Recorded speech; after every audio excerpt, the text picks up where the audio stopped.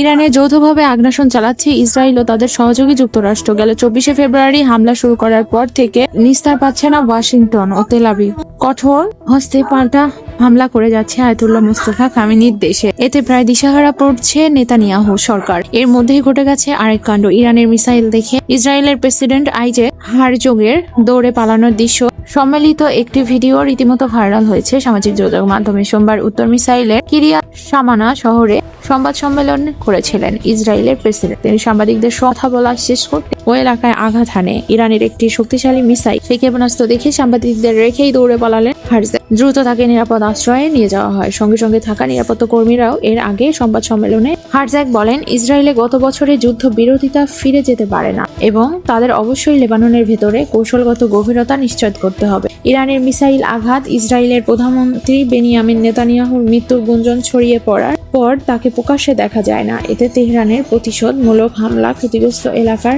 মাঝে মধ্যে পরিদর্শন করে যান প্রেসিডেন্ট হারজান।